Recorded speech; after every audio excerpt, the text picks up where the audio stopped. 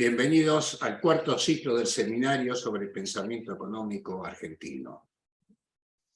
Siempre nuestro propósito fue dar a conocer y actualizar los aportes de los economistas argentinos a la ciencia económica. Y nosotros notamos que muchas veces son poco conocidos o están mal difundidos. No es el caso de hoy, que vamos a tener un par de invitados muy conocidos, por suerte, pero, digamos, durante los 3 ciclos ellos ya participaron, en años anteriores, han participado economistas que están en el exterior y se ha hecho referencia a economistas que ya no están con nosotros. Y esto va a seguir este año, con invitados del exterior también.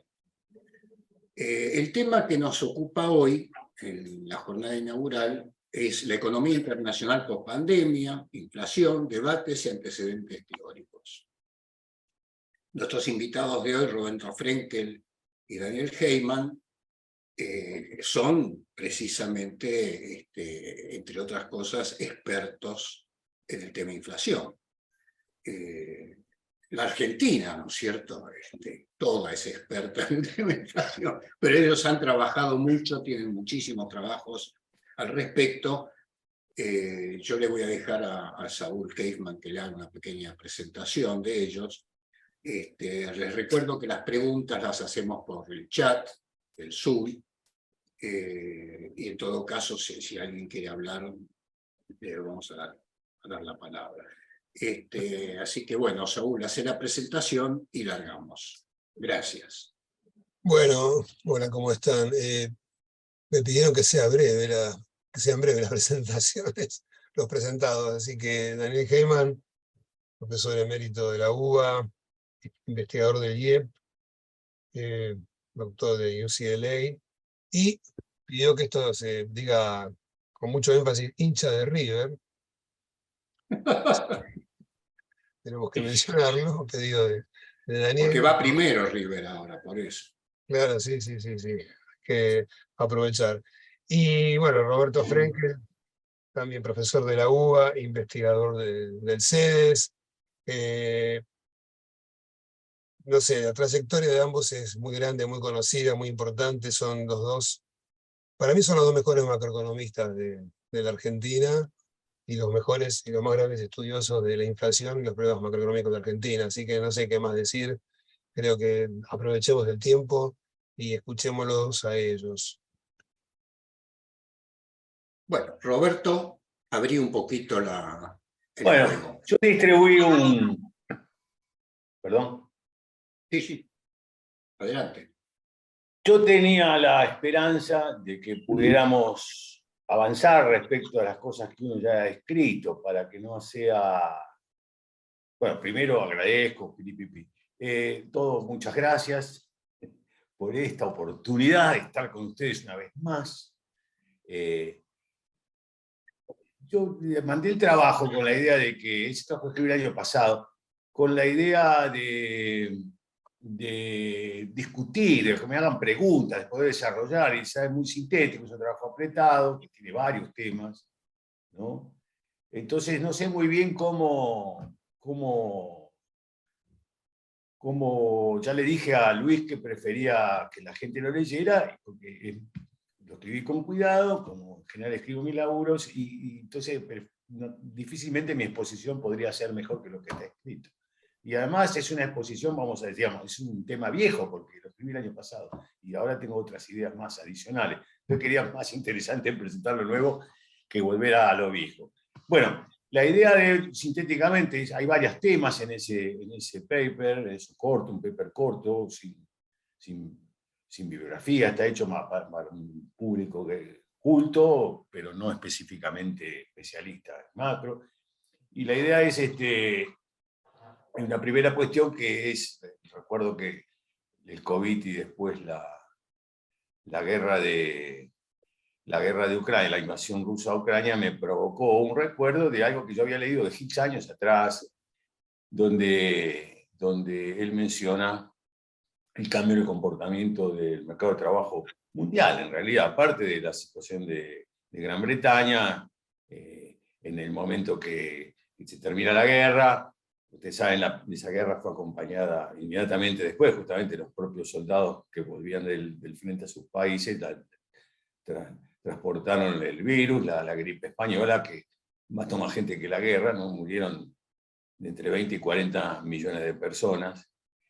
Y Higgs asocia al fenómeno de la guerra, no así a la gripe española, que ni la menciona, entre paréntesis, muchos no mencionan la gripe española. A mí me parece un evento tan impresionante, digamos, con tan capacidad de impactar a la gente como la guerra misma, ¿no es cierto?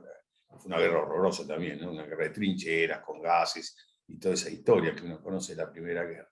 Pero peor, fue seguida por esta epidemia, que encima era secreto militar, las infecciones. Así que solo se sabe porque España, como no participaba, era neutral. Entonces ahí hubo investigaciones en España y de ahí por eso que se llama, porque el número de España se conocían, por eso se llama gripe española, ¿no? Que en realidad española no tenía nada, era una gripe internacional.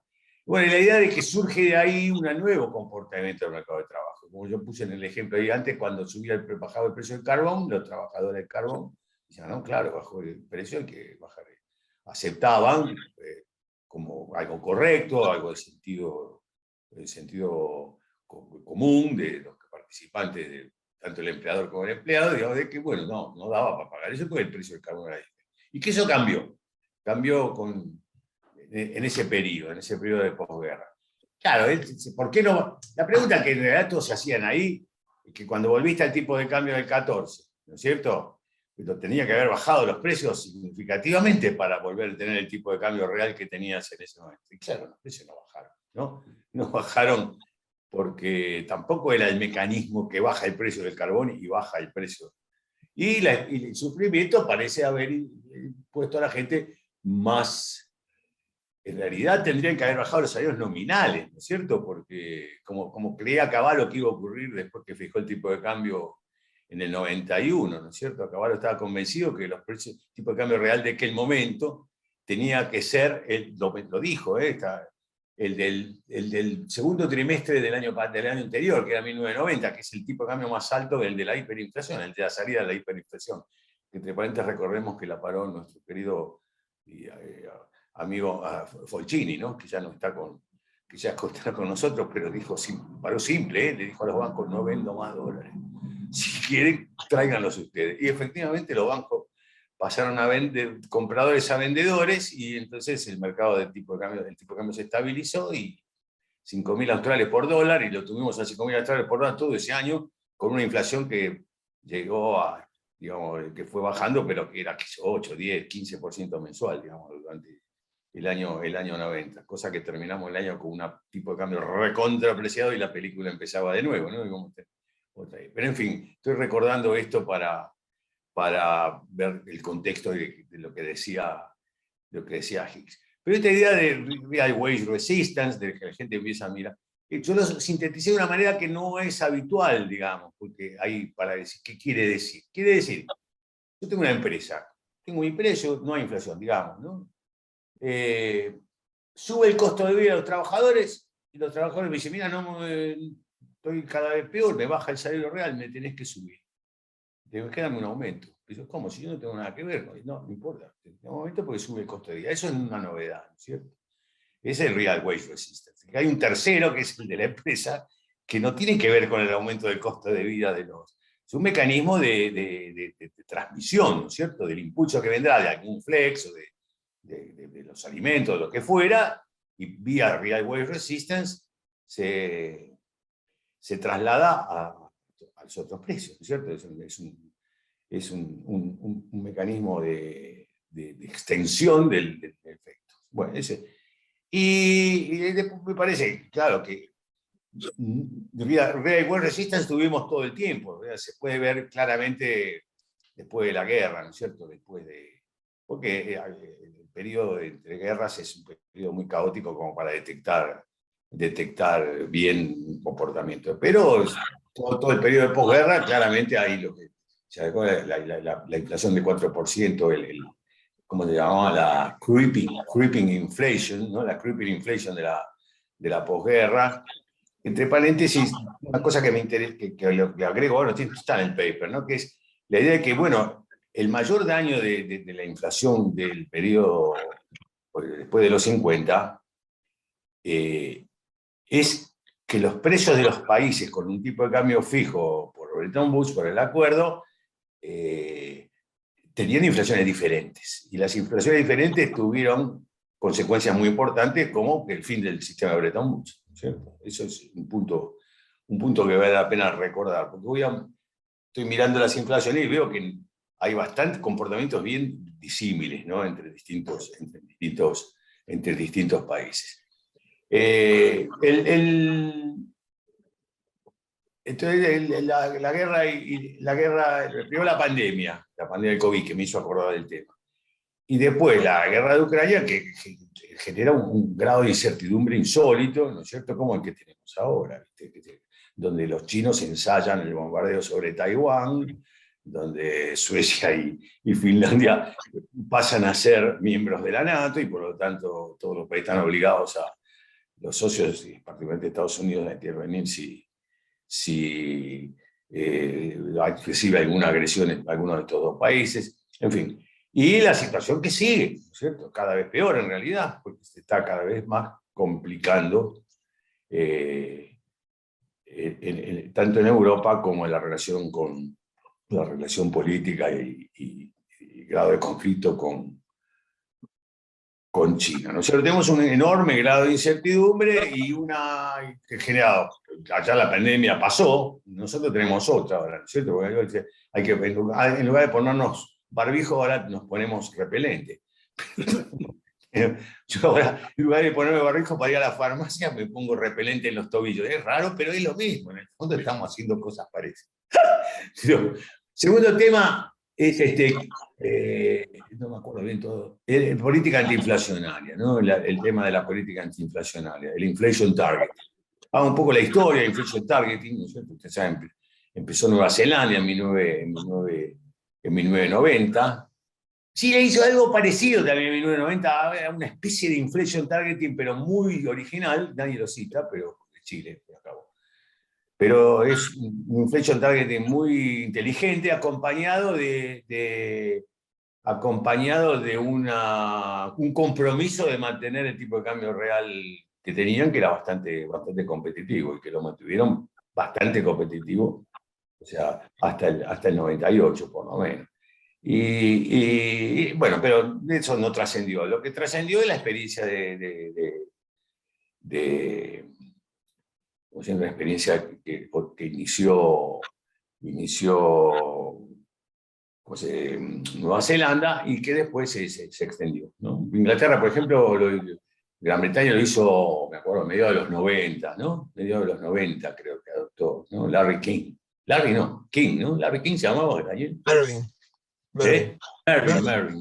¿Quién es Larry King? Larry King es un actor, ¿no? Un actor. Larry King. Mervyn King, que siempre me gustó como él comentó esto, porque nosotros teníamos el tema de que cuando hacías política antiinflacionaria mediante el aumento de la tasa de interés, tendías a apreciar el tipo de cambio, ¿no es cierto? O sea, entra el capital y aumenta la oferta de moneda internacional en el mercado de cambio tuyo. Eso es un motivo de queja, ¿no es cierto?, para los países que a partir del 2000 estaban haciendo inflation targeting de casi todos los países de América Latina, ¿no? A principios de los 2000. Y entonces siempre, bueno, ese efecto, digamos. Y Mervyn King dijo, cuando se lo criticó por eso, porque dice, bueno, pero no me pueden criticar la política antiinflacionaria, no puedo renunciar a lo que es la mitad de sus efectos. Él decía que comenta el presidente del Banco Central ahí, que la mitad del efecto del inflation targeting que estaba aplicando Gran Bretaña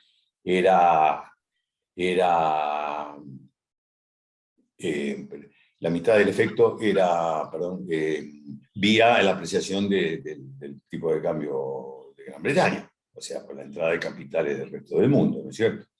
Bueno, entonces mi argumento ahí es que, bueno, yo me acuerdo cuando escribí el régimen de alta inflación en el nivel de actividad, que lo voy a volver a comentar ahora. Cuando escribí eso, cité una frase de Frank Hahn, que es un genio.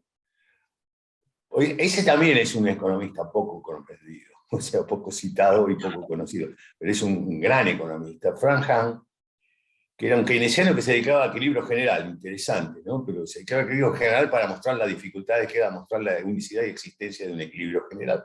Entonces, bajo hipótesis bastante plausible, era muy difícil probar.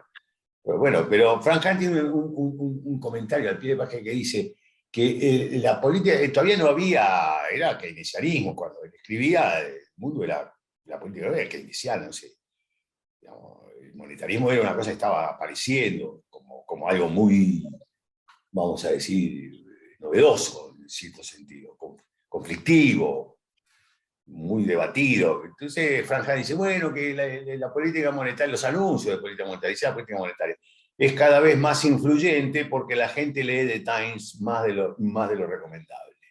Eso es muy sofisticada el argumento, pero la idea es esa, ¿no? que está ahí en esa reflexión de Frank Hahn, que dice, en realidad, si todos creemos en algo, ese algo es una profecía autocumplida, porque todos vamos a actuar de acuerdo a esa creencia, y si todos compartimos, y no es conflictiva, y no hay contradicciones, vamos a hacer funcionar las cosas de esa manera. Entonces, la idea es que, bueno, si los anuncios monetarios, si los anuncios de inflación futura, a través otros autores que lo fundamentaron, como Woodrow y otros, le ponen todas las condiciones que realmente, condiciones muy exigentes de publicidad, el Banco Central tiene que mostrar econometría sobre la relación entre lo que la tasa de interés que maneja el Banco Central y la tasa de inflación, etcétera, etcétera. Pero la idea es que si la señal que da el Banco Central afecta a las expectativas, y las expectativas son cruciales a la determinación de las decisiones de precios, entonces al final, si hay una convergencia a esa expectativa, termina confirmándose y la gente, como una confirmación de las expectativas es mantener esa conducta. O sea, si vos ves que lo que vos haces es lo que pasa, eso tiende a afirmar tu modo de hacer expectativas. O sea, estás en equilibrio de expectativas. Porque pasa lo que vos esperabas que pase, vas a seguir haciendo eso. Pero en general, hasta el planteo ahí es que ¿cómo se dice? Las inflaciones, la inflación que se aplicó cuando las inflaciones eran muy bajas. Ya era tanto en Nueva Zelanda como en el resto de los países, particularmente en América Latina. Solo se aplicó inflation targeting a partir de los 2000, cuando ya se había bajado la inflación por otros métodos, digamos. Nosotros con la convertibilidad, digamos, después la convertibilidad en el 94 ya había puesto la inflación a nivel de Estados Unidos, y tuvimos alguna deflación, y después cuando se rompió la convertibilidad con la crisis, no hubo inflación, hubo un salto de precios, porque en julio del año siguiente, en el 2003, ya teníamos cero, incluso 2 meses de deflación tuvimos. O sea, todo el proceso inflacionario posterior todo el proceso inflacionario posterior es original, es recreación, no es parte de la continuidad del régimen anterior. ¿No? Quiero decir, hay un cambio de estructura clarísimo ahí. Empezamos con una inflación prácticamente negativa, deflación, y empezamos a darle 3, 4, 5, 7, en fin, lo que ya vivimos, ¿no? Entonces, y dice, bueno, ahora tenemos más inflación, tenemos una inflación a la cual nunca se combatió con inflation targeting, no sabemos qué va a pasar. En este contexto de gran incertidumbre, esa es otra segunda. Digo, es un experimento, vamos a ver cómo funciona. Y de hecho estamos mirando esto, ¿no? cuando hablamos de cómo sigue después la película inflacionaria, después del shock. Después de la explicación, creo que es bastante compartida por mucha gente, del shock, ¿no? Primero un shock de oferta sobre los mercados de bienes, porque se cerró el transporte, qué sé yo, y cuando salimos de eso, la gente sale del encierro y empieza a haber una demanda de servicios importantes, es más, innovaciones, ¿no? Esta ciudad no es la misma, ¿no? Que, especialmente en temas servicios, no es la misma que antes del COVID. Así que es simplemente, bueno, las condiciones siguen, vamos a ver cómo funciona esto. En realidad el paper no predice lo que va a ocurrir, dijo, vamos a ver, porque esto es totalmente novedoso en un contexto de enorme incertidumbre. Creo que eso resume, no sé si digo algo más, corregime, Saúl, no. Creo que más o menos ese es el resumen, capaz que se me plantó alguna idea. Es un buen resumen. Digo, creo que sí, ¿no? Ahora, como muchos lo leyeron, pues, no sé cómo seguir, digamos, que si quieren, ahora avanzo con otras ideas distintas a las que están en el trabajo. Dale, Si dale, dale. no, hay varios temas ahí, porque tiene vinculado, por ejemplo, tiene obviamente vinculación con el paper que mandó Daniel, de chico Berling, de este muchacho Berling, que es profesor ahí en MIT. Después lo conozco de chico, de casualidad, es porque la mamá trabajó para el equipo económico de Surruil. La mamá se dedicaba a relaciones públicas, y se dedicaba, no sé ahora. Y después los conocí más adelante. Tuve relación con ellos en Villa Langostura, porque ellos tienen campo ahí en una casa en Cumelén. Bueno, entonces el tema de la puja distributiva, ¿no? Porque decir, bueno, digamos, la idea, no, hay inflación, pero no es por razones, vamos a decir, mileicas. No es por razones monetarias, sino que también, bueno, puede haber por razones monetarias, puede ser, pero hay otras razones para las cuales puede generar inflación. Y eso, ¿no? Hay mucha gente que hace mucho, que, por ejemplo, el Real Wage Resistance. Bueno, el Real Wage Resistance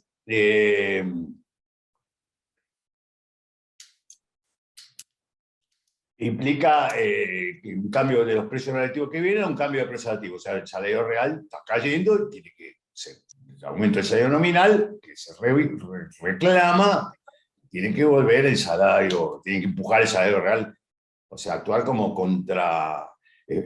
como contrabalanceando el efecto que está produciendo, por ejemplo, el aumento del precio de los alimentos, ¿no? que está haciendo caer el salario, el poder adquisitivo de poder del salario.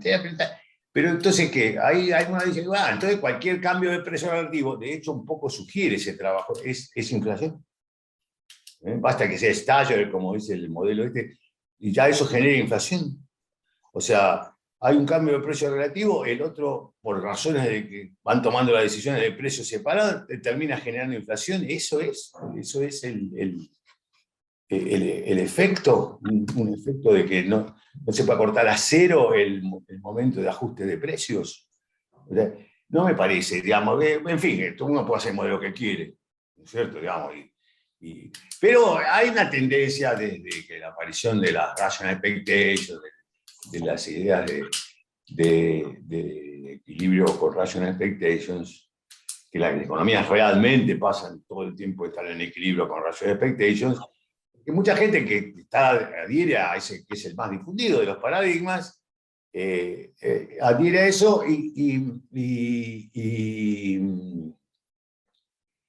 busca encontrar con esos fundamentos efectos como inercia, por ejemplo, o efectos como, básicamente inercia, ¿no? Incluso Krugman en esto, ¿no? Bueno, no, Krugman no importa. Perdón, pero quiero decir, la idea de que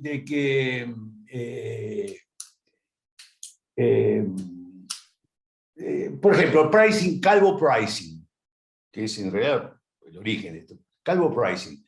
Y bueno, sí, porque los tipos tienen la tendencia, digamos, cambian los precios, las empresas deciden, de repente se acepta, ¿no? Que son todas decisiones de precios, ¿no? De empresas. Estamos mirando un mundo de oligopólicos, todo, ¿no? Yo tampoco creo eso. Hay mercados flexibles, donde no se deciden precios. En nuestro país, además, es enorme el peso de los mercados flexibles. Déjenme decir, primero los mercados que son flex, claro, en carne, verdura, fruta, legumbres, etc. Pero además son flex los mercados de commodities donde exportamos, que no sean flex el precio de la soja, porque nosotros tenemos hay un precio internacional de la soja que somos tomadores de ese precio. Entonces no puede ser flex, pero sí el mercado de soja internacional es bien flex, ¿no es cierto? Entonces, agregar soja, maíz, trigo, etc., ¿no? Entonces tenemos una buena componente de flex, tanto internacional como en nuestra canasta de consumo. Y no son precios que se deciden. ¿Cómo conceptualizamos esos precios con un modelo de eso de oligopólico? Ahora voy a pensar a decir como yo lo he pensado durante mi vida. Entonces, puja distributiva no puede ser cualquier cambio de precio relativo. Se me sube este y yo subo el otro, por cualquier razón, digamos. Pero no puede ser solo eso. Entonces, yo voy a explicar muy sintéticamente cómo lo pensé yo y lo escribí, digamos. Ahí yo escribí la síntesis de cómo pensaba, cómo funciona la economía, está en un paper muy sintético que se llama El régimen de alta inflación y el nivel de actividad. Donde digo que la economía es una trama de contratos, muchos son contratos explícitos, otros son contratos implícitos. Ejemplo muy importante del contrato implícito es el tipo que te pone un precio y pasa un tiempo sin cambiar. Eso es un contrato implícito. ¿Por qué implícito? Porque si un tipo me pone un precio y no lo deja algún tiempo como para permitirme buscar información sobre la alternativa, o lo compro a ella o no tengo información. O lo compro en el momento o no tengo información. ¿Verdad? O sea, cuando uno decide, cuando uno presenta un precio, publica un precio, le pone la etiqueta o lo anuncia en una lista de precios, la empresa o lo que fuere, tiene que mantenerlo algún tiempo, porque los compradores tienen que tener algún tiempo para comparar, a menos que sea completamente monopólico. Entonces es otro caso, ¿no? Entonces, esa es eso es la estructura básica. Después los flex. Ahora, ¿no? Entonces, bueno, ahí está toda la discusión de cómo se forman las expectativas, digo, cuando se forman mirando para atrás. Es una forma de coordinar las decisiones. Vamos a pensar el segmento donde los precios son decididos. Entonces, las decisiones de precios terminan siendo coordinadas por una forma común de hacer expectativas. Cuando tienen esa forma común, que es mirar lo que está pasando, porque mirar la información actual, siempre hemos insistido, Daniel también, por eso preguntábamos, ¿cuál es la expectativa de inflación? Si es un año es que todavía tenés inflación baja, si eso lo hizo Daniel, si tenés un mes es que tenés mucha inflación, ya no le importa lo que pasó en noviembre a la gente. Claro, ¿a quién le importa lo que pasó en noviembre? Le importa lo que está pasando ahora, ¿no es cierto? Entonces, ahí... entonces la inflación pasada, que es en realidad la inflación presente, porque tenemos un lag de información irreductible, eso es otra cosa, ¿no? Tenemos un lag de información irreductible. Teóricamente uno, viste, está eso que...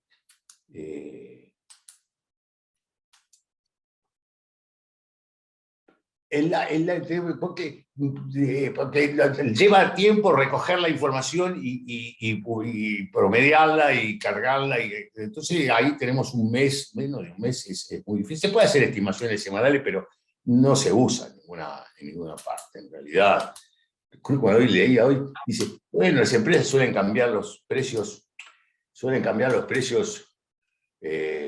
cada año, por ejemplo. No todos los meses, dice, cada año no es así, ¿no? Depende del país. Ese H de la longitud del periodo de intercambio de precios es endógeno a la inflación. Obviamente no puede ser una constante cuando la inflación es más. Porque además, ¿cuál es la justificación? El costo de cambiar la lista, hacer menu cost. Digo, con computadoras, internet, no es ese tema, ¿no es cierto? No es con WhatsApp menos, ¿no? Digo, esa es una idea un poco vieja, ¿no es cierto? Entonces digo, una vez que eso está coordinado con la inflación pasada, ¿no es cierto? La inflación actual, pasada, Entonces, hace las expectativas basadas en eso son confirmadas, porque mientras hay una gran cantidad de gente que está comportando de esa manera, la inflación termina siendo esa, cercana, y entonces confirma el modo de hacer expectativas, y la gente es racional, porque lo que él predice.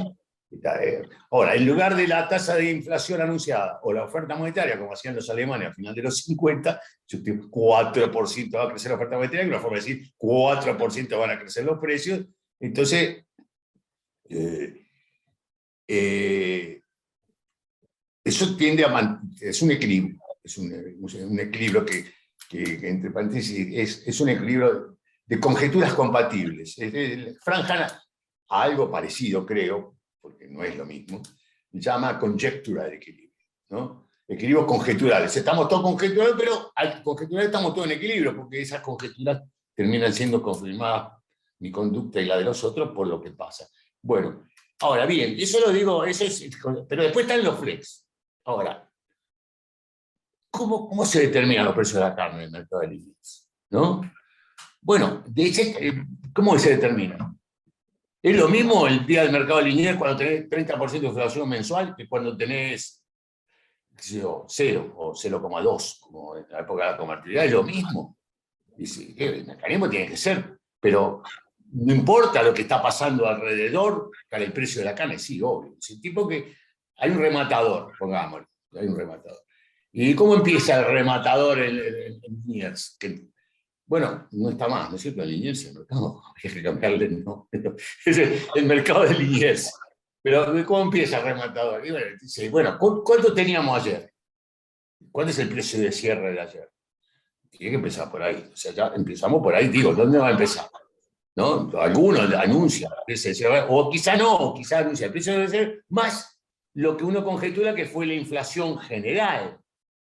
Decía. Y a esa información de la gente vendedor y la gente comprador, le agregan la situación del mercado de carne. No, la gente está comiendo carne, como no, hay una demanda bárbara, subieron los salarios reales, y qué sé yo, entonces eso va a influir en que el precio relativo de la carne suba, pero siempre sobre la base de la inflación pasada, que es la que sigue, insisto, pasada, presente, porque no hay otra, es la inflación, la información actual de inflación, la que termina siendo crucial para la evolución de ese precio, aunque obviamente fluctúa muchísimo más en función de la demanda que lo que suban los precios fix, ¿no? Como lo llamaba el propio Hicks, ¿no? Fix, flex, ¿no? Y la puja distributiva. ¿Y dónde entra la puja? Y bueno, la puja distributiva, ahí hay una estructura de mercados. Insisto eso, ¿eh? Hay mercados. Porque olvidémonos de las expectativas ahora, ¿no? Porque una cosa que yo planteé como crucial en decisión de precios ante la inflación y siguieron todo el resto, es que cuando la inflación es un poco más alta, vos no podés decidir los precios en función de los costos, porque no, lo que te importa a vos son los costos cuando recuperes el capital de trabajo, cuando puedas cerrar el negocio de este ciclo de producción y ventas. Entonces, cuando recién ahí, o sea, vas a ir a los precios que podés recomprar la materia prima o lo que fuere para terminar tu producto, recién ahí, esos son los precios que te dicen. Pero eso no lo sabés. No lo sabés. Y sabés menos cuando más incertidumbre hay, ¿no es cierto? Entonces, olvidémonos de eso, pero eso pasa con estructuras de mercado. O sea, hay estructuras más monopolio, más concentradas, más oligopolio, más monopólicas, y oligopolios de diferente tipo. Por ejemplo, yo escribí dos tomos, ahí lo conocía Canistro, 2 tomos sobre la industria textil algodonera argentina, entre el 73, 74 y 75, estaba en el Consejo Federal de Inversión. Y el sector textil algodonero argentino, porque me interesaba los mecanismos de formación de precios en esa época, de algodón desmotado, en fin, toda la cadena de producción de las agriculturas de sustitución de aparecer. Pero estaba mirando la estructura de los mercados. Es un oligopolio complicadísimo, ¿no? Pero claro, por ejemplo, supongamos toallas. Hay una toalla de la empresa de alta productividad, cabeza del oligopolio. Esa fija precio, esa es determinada. Y lo demás pueden estar forzados a vender a un precio Si la calidad es inferior, menor, y si su tecnología hace que su productividad sea menor y por lo tanto su costo unitario mayor, tendrá ganancias menores. Pero participa del oligopolio, hay una estructura oligopólica, ¿no es cierto? Eso es muy importante, porque digo, por cosas que voy a decir Sí, a la Silos Lavini, ahora ¿no? mismo. Lo que está diciendo, a la Silos Lavini, ¿Cómo? ¿no? Lo que No está te diciendo entiendo. lo que está diciendo me suena a Silos Lavini. Ciro Lavini, mira, yo soy una combinación de Ciro Lavini, Okun, Robinson, No, no, Keynes, qué sé yo. Viste, como no, dice, último, digo. uno siempre trabaja de idea de otro. Alguien decía, ¿no te parece? Siempre estamos partiendo de otro. Una innovación es agarrar algo que existe y hacerlo funcionar de otra manera, o combinar varias cosas, ¿no? Pero todos somos discípulos de Sí, sí. economistas muertos, no solo los gente que dice boludeces, pero algunos muy buenos economistas muertos, como estos que menciono, ¿no es cierto? Entonces, digo, hay estructuras, ¿no? Estas estructuras de precios, y esas estructuras obligan a mantener los precios relativos, o sea, entonces, cuando vengamos, olvidemos las expectativas, dejemos todo ese tema del tiempo, pero cuando viene, como en la época así los Lavini, que es la estructura, digamos, todo es ahora, todo es en un solo tiempo. Pero viene un aumento de la materia prima de un mercado flex, ¿no es cierto? Pum, bien. Sube un precio relativo fuerte. Entonces empuja. Pregunta. Cambia los precios relativos. ¿Cambia los precios relativos? Por ejemplo, sube el precio del combustible. Sube el precio internacional del combustible. Y supongamos que somos racionales y tenemos alineado nuestros precios con eso. Sube el precio internacional del combustible, ¿no es cierto? Y suben todos los precios, efectivamente, suben los precios, pero suben mucho más los sectores que son más intensivos de combustible. ¿Sí? Entonces, ¿habrá generado el shock un exceso de demanda de combustibles? O la guerra de Irak, o la guerra de Sinaí, pero el resultado es cambiar los precios relativos, ¿no es cierto?, según la incidencia. ¿Por qué? Porque las estructuras oligopólicas se conforman sobre una función de producción parecida. Digo, ¿no? Ejemplo, vos tenés que yo daba en clase, vos tenés dos empresas de galletitas de agua. Entre paréntesis había dos empresas de monopolio. Fíjate, Terrabuzzi y otra más. Hoy hay dos empresas de galletitas de agua. Es un caso real, ¿eh? Una no tiene ningún problema financiero, tiene activos financieros. Esas empresas muchas tenían, muchas tienen. Y otra es deudora, neta, importante. Entonces sube la tasa de interés. Era el caso de la reforma monetaria del 77, de la tesis de Cavallo. Y entonces sube la, como digo,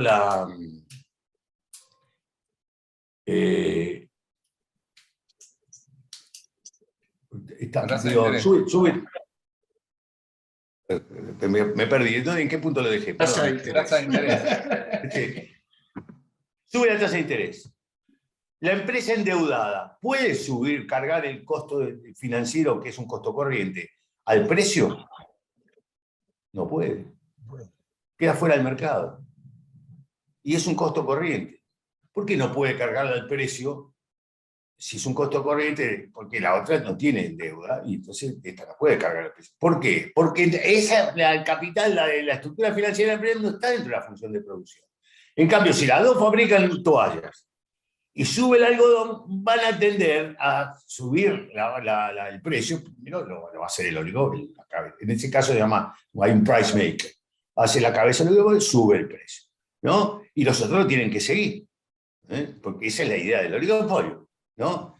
De que se mueve, pero porque comparte la función de producción. Y si no, no tiene sentido. Sube los salarios y más o menos la componente de costo-salario en total en la estructura de costos de la empresa, si fabrican más o menos lo mismo, un mercado así, son sustitutos próximos esos dos bienes y bueno, van a subir juntos, ¿no? Todas esas estructuras, ahí cambia, entonces, si sube el precio del algodón, el precio relativo de las toallas, de todo el oligopolio va a cambiar ahí. Entonces ahí tenés un montón de cambios de precio relativo que no son puja distributiva. No cualquier cambio de precio relativo es una puja distributiva. para nada, diríamos, ¿no? Y no cualquier aumento de insumos se traslada de la misma manera a los precios. Quiere decir, los precios relativos están cambiando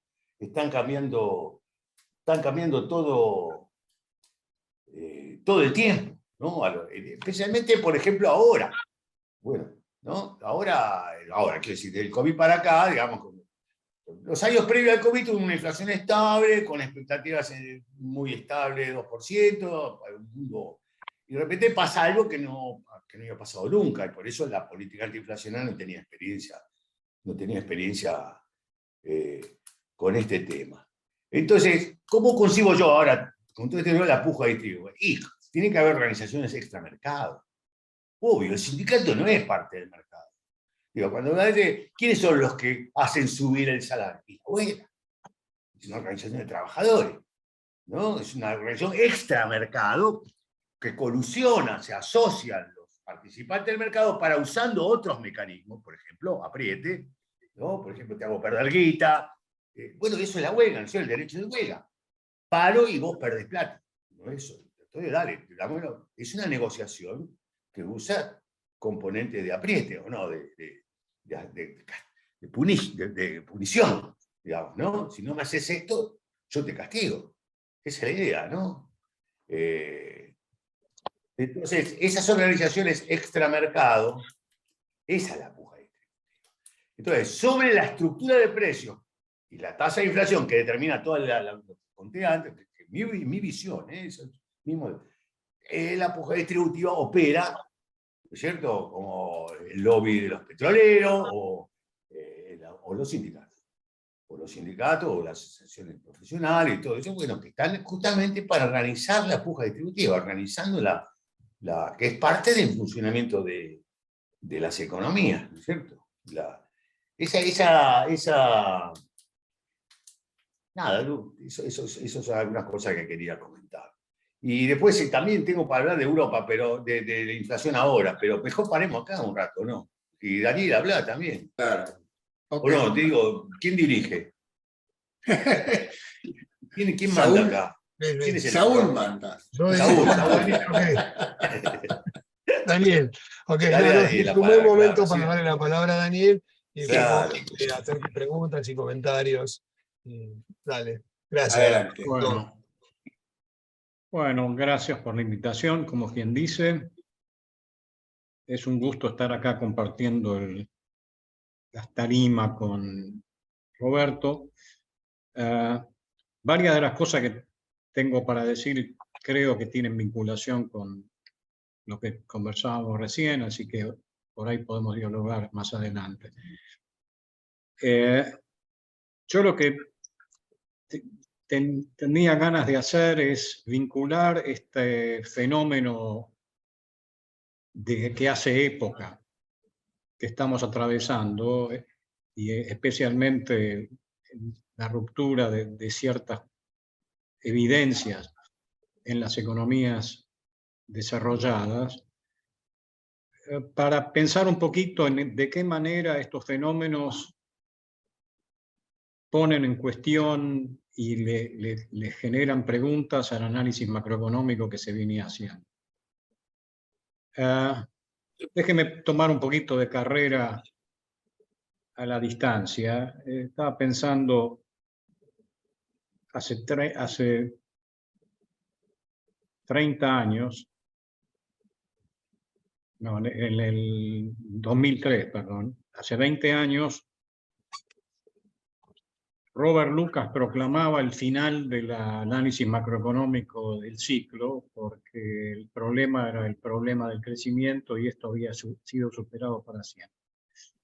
Y lo hacía sobre la base del éxito de Greenspan en controlar la ruptura de la burbuja.com, que había, digamos, promovido una especie de optimismo desmesurado respecto de las capacidades de corrección de errores, por decirlo de esta manera, de la política macroeconómica. Era la época donde Saúl tenía todos los alumnos de macro porque había que estudiar no ciclo económico, sino crecimiento. Esa era la época también donde escribía Mervyn King, o actuaba Mervyn King como chairman del Banco de Inglaterra, que había desarrollado con toda la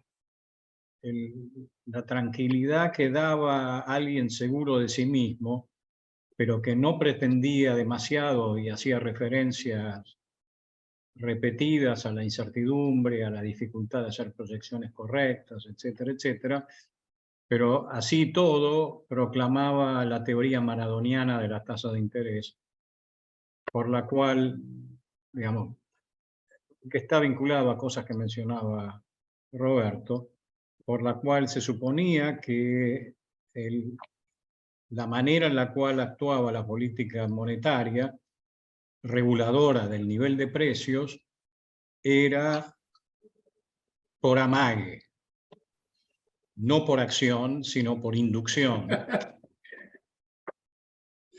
de una autoridad económica preclara que guiaba las expectativas de manera que no era necesario actuar con instrumentos concretos.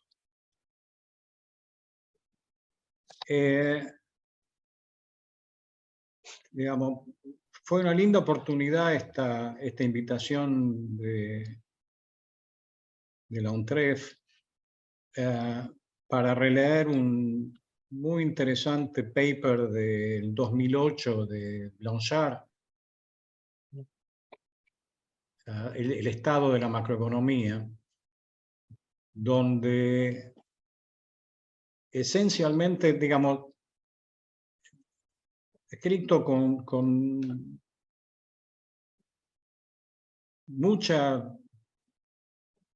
mucho cuidado en exagerar pretensiones, etcétera, etcétera, y después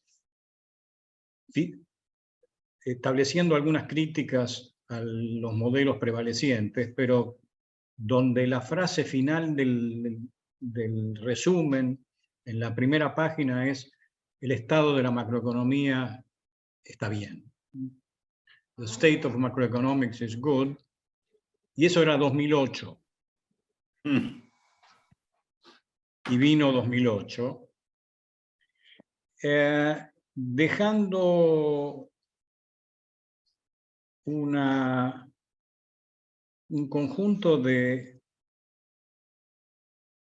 recomendaciones que había fijado Blanchard, que se apartaban de la vulgata de los modelos de equilibrio general estocásticos, y pedía, y yo, digamos, lo veía en la conversación de Roberto, la necesidad de tomar en cuenta los microfundamentos no como una prescripción metodológica de tratar de forzar las teorías de comportamiento en la matriz de la maximización intertemporal en equilibrio general, sino como un análisis efectivo de los comportamientos de los agentes en el contexto donde les toca actuar dependiendo de las condiciones que enfrentan. Es decir, microfundaciones como búsqueda de pautas de comportamiento observadas en la práctica que tienen relevancia independientemente de la metodología que se le imputa a los modelos.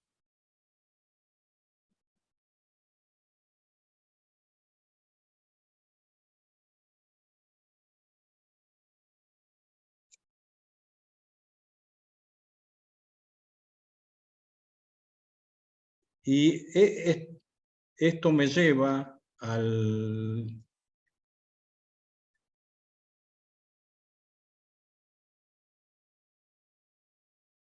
¿Qué pasó con el Zoom?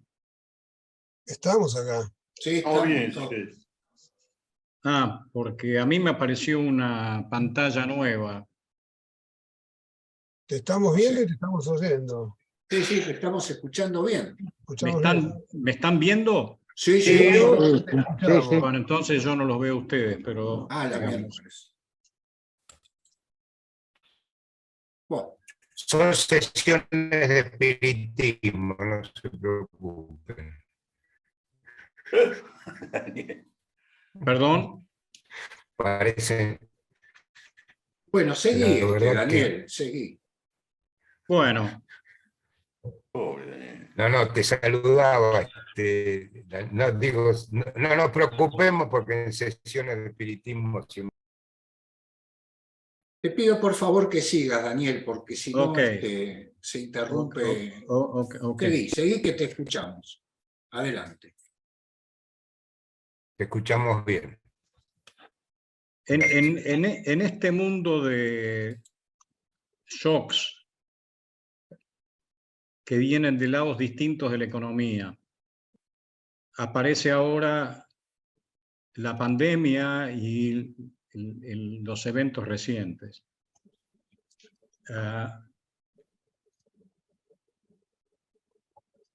Donde los modelos usuales aparentemente tienen problemas.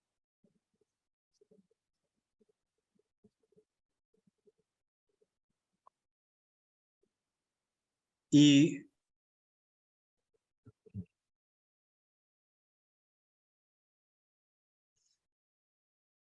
fíjense el caso de Europa. Vos, Roberto, tenías unos gráficos de la Sí, tasa de tengo la inflación. inflación. ¿Qué quiere decir? Que veámoslo, dale. Y una de las cosas interesantes es el Ahí diferencial de tasas de inflación entre distintos países de una misma unión monetaria. Ese Lo es eso, cual yo quería hablar de eso también. que da una pista de la naturaleza de la inflación que están experimentando, que tiene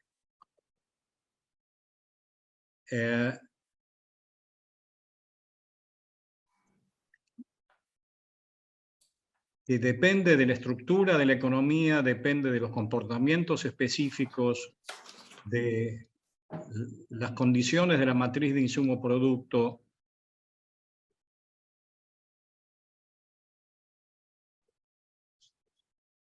específicas que hace que ciertos cambios de precios relativos se conviertan en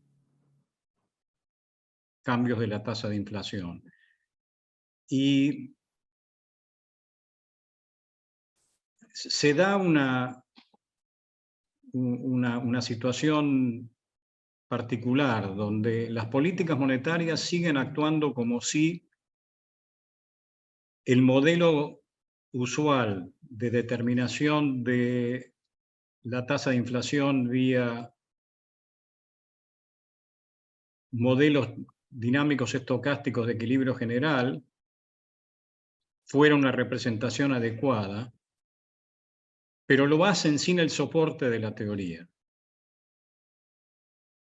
Hoy en día, el modelo de la determinación de la tasa de inflación está por escribirse.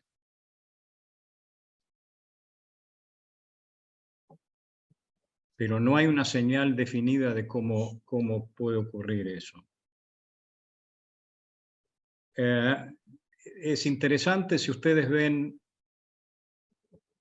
la forma en que, por ejemplo, gente como Paul Krugman o Larry Summers analizan la inflación, está llena de referencias a especificidades del momento y especificidades de la economía. Por ejemplo, la manera en la cual se determinan los precios del alojamiento, los precios de los alquileres, institucionalmente. Y este es un elemento importante, por ejemplo, de la manera en la cual Krugman analiza el fenómeno. Déjenme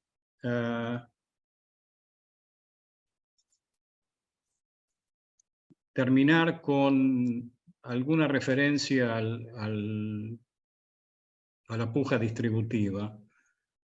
A mí me pareció muy interesante el paper de Berning, especialmente por la actitud que revela, o sea, por lo menos preguntarse sobre la naturaleza de la inflación, dejando de lado el modelo, el canónico que se ha venido desarrollando, donde la microeconomía de los precios a la calvo queda sin especificar,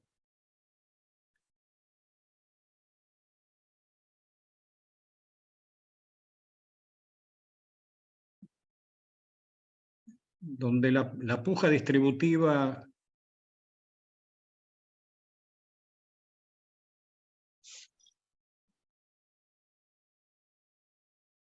se ve como un fenómeno de desequilibrio, de aspiraciones incompatibles. Es decir, la intención de hacer un modelo de puja distributiva de previsión perfecta me parece que no es por el lado para el cual se debe ir, sino que la noción de conflicto casi intrínsecamente se refiere a expectativas inconsistentes.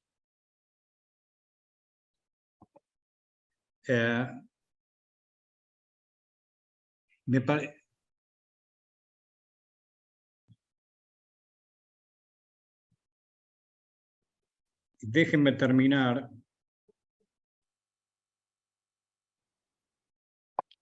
con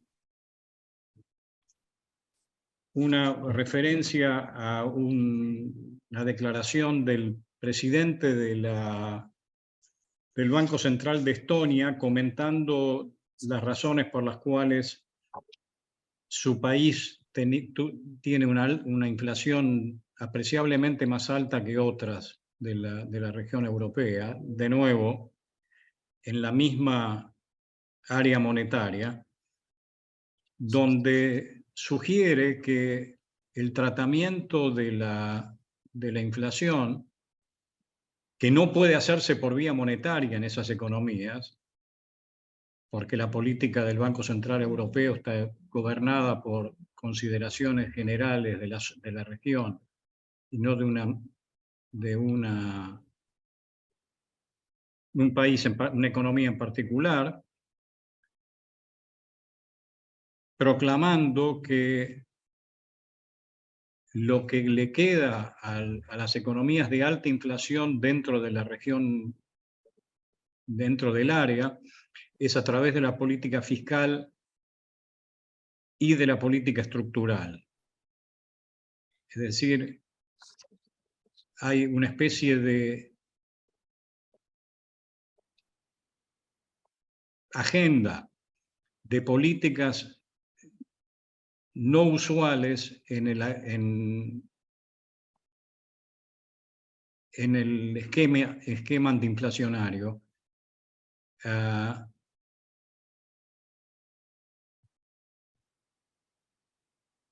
que van a los problemas de una política monetaria regional para problemas que son nacionales. y supongo que será materia de reflexión en la agenda de discusión sobre arreglos monetarios internacionales. Con eso termino. Muchas gracias. Gracias, Daniel. Bueno, abrimos, Saúl, un espacio de preguntas. Sí, abramos. ¿Mm? Igual yo, si no hay pregunta, o si queda lugar, me gustaría comentar los números ahí de esos gráficos que mandé, digamos. Pero después, prefiero las preguntas, dale. A ver, si alguien quiere...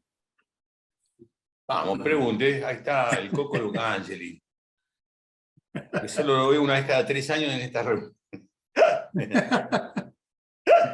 Mentira. A ver. Yo tengo una pregunta, comentario. Porque tiene que ver con lo último que mencionó Daniel. El tema fiscal, por un lado, parece medio obvio, ¿no? Porque justamente una de las consecuencias de la pandemia fue un shock de política fiscal enorme, ¿no es cierto? Sin precedentes. Y si, volviendo al gráfico que había mandado Roberto, voy a volver a mostrar el gráfico. Y después déjalo ahí. Sí, lo dejo. Uno ve que veníamos por acá, no sé si se ve el cursor, ¿no?, de mi mouse. Ya. Acá claramente vos tenés un salto antes ¿cómo se dice?, de la guerra, ¿no?, del shock de la guerra, de los productos primarios y toda esa historia. Y que tiene que ver, bueno, la pandemia es un shock de oferta negativo, ¿no es cierto? Eso es inflacionario en sí. Y a la vez eso vos lo manejaste en general, los países lo manejaban en general, con políticas fiscales muy expansivas para poder sostener los ingresos de la población. No hay mucho misterio en algún sentido, esto es una pregunta, ¿no?, para los dos expositores. No veo tanto misterio en qué es lo que causó esta inflación. Por ahí no está tan claro cómo bajarla, ¿no es cierto? Pero en las causas de la inflación no hay tanta cosa misteriosa, me parece. Y bueno, volviendo, si la política fiscal fue un elemento que contribuyó, ¿no?, a la aceleración de la inflación en medio de un shock de oferta negativo, bueno, la política fiscal, o sea, una contracción fiscal parece medio inevitable o parece recomendable para poder bajar la inflación. Pero lo curioso es que no aparece mucho en el debate la política fiscal. Es como que quedaron anclados los bancos centrales y los gobiernos en que no, la política monetaria que se encarga de la inflación. ¿Y la política fiscal? Digamos, eso podía funcionar en situaciones con una política fiscal que no cambiaba demasiado. Pero justamente con los cambios que hubo, me parece ineludible, ¿no?, hacer un cambio en la política fiscal. Esa es una pregunta que hago para motivar la discusión y bueno, espero que haya más preguntas. Bueno, la Raúl, respuesta, pero déjame decir, eso que decir, Raúl, es que la inflación es siempre y en todos los casos un fenómeno monetario, como dijo el maestro Friedman. Quiero decir, si es fiscal es por la vía de la forma de financiamiento, no por el tema de demanda agregada, porque la demanda agregada no figura en el modelo. Bueno, ese el modelo que están usando, el modelo que es lo que es llamada, digamos, la curva de Phillips, la New Keynesian, que dice, bueno, está el nivel de actividad y está 6,3. Y la expectativa. Bueno, es cierto, y la inercia, IPT-1, que en el caso argentino explica la mitad del IPC de cada mes. Claro, pero en la crisis del 2008, vos te acordás, todos deben recordar que se empezó a valorar a partir de la crisis del 2008 los multiplicadores fiscales. Y de hecho, para combatir la crisis del 2008, se recurrieron a políticas no convencionales, ¿no es cierto? Se trataba de expandir. Claro, pero también se hablaba de que parece que los multiplicadores fiscales son importantes. Pero el argumento era que como estábamos en trampa de liquidez y no puede bajar de 0 la tasa de interés, entonces no había instrumentos para reactivar. Justamente, ese es el rol según el keynesianismo, pero eso se aplicó solo para expandir. Pero ahora para combatir la inflación, el modelo no incluye eso. Es que, Saúl, están tratando de tratar la inflación novedosa esta con el instrumento antiguo. Claro. Exacto. Acá hay preguntas, así que ya que esperamos Hay preguntas. Valeria Weiner. Y que Javier hacer la también pregunta. antes. Y Javier, sí. Ah, Valeria, sí, Valeria Ah. levantó la Valeria mano. está de Adelante, antes. Valeria, sí. ¿Soy yo? Hola. Hola.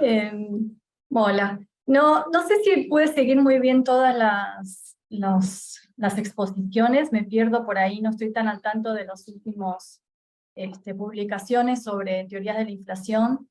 Yo doy una materia de macroeconomía en la facultad y yo hablo de las teorías de la inflación comparativamente, pero las básicas, digamos. Pero acá mirando el gráfico se me ocurrió, mi comentario es más respecto de lo último que comentaban, y con el gráfico me surge un par de reflexiones y de preguntas, viendo la línea negra que es la de Estados Unidos, ¿no? Que sería el promedio de inflación de Estados Unidos. Ahí efectivamente creo que uno podría concluir o deducir que como sube ahí en febrero del 21, dice, que efectivamente como que está subiendo a principios del 2021, sería el impacto de la impresionante política fiscal expansiva que hizo Estados Unidos a lo largo del 2020, pero después, si uno mira hacia principios del 2022, uno ve que se estabiliza, entonces comparativamente con lo que estaría pasando en Europa, que uno vería, me parece a mí, los efectos inflacionarios de la guerra en Ucrania y el tema del aumento del precio del gas y del petróleo, parecería que en Estados Unidos no está impactando eso, porque se ve como que se plancha esta inflación núcleo, ¿no? En Estados Unidos. Pero justamente no tiene petróleo. Es núcleo. No tiene alimentos ni energía. Ah, Energía. ok. No hay ni alimentos ni petróleo, ok. No, ni energía, claro. Ni energía, ok. Ah, buenísimo. Sí, es núcleo, por eso pues, núcleo, sí. Y lo que parecería ser está estabilizada alrededor del 6%, 5,7 tiene la última medición de Estados Unidos. 5,7 el core, o sea, la inflación núcleo. Ah, ok. Sí. Parecida a la inflación núcleo del área del euro, ¿no? Pero el área del euro es una mezcla de muchas cosas bien diferentes. Javier Mesina tiene una pregunta. Javier.